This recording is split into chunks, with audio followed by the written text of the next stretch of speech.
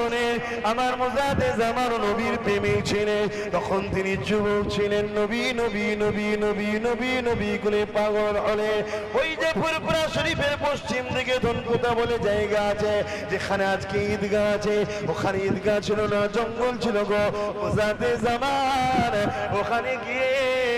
বাকি সময়টা আল্লাহ পাকের ইবাদতে মশগুল থাকতে আর করে এসে রাত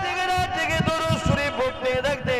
এমন করে চোখের পানি ফেলে কাঁদতে লাগতে আল্লাহ আমি আবু বকরকে আপনার হাবিবকে দেখিয়ে দেয় আমি আবু বকরকে আপনার হাবিবের দিদার মিলিয়ে দেয় আমি আবু বকর আপনার হাবিবকে দেখতে যাই রাত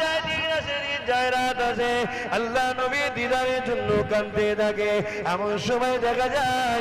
একদিন আল্লাহ নবীর দিদারটা নসিব হয়ে যায় আল্লাহ নবী কি বলেছে বাবা আবু বকর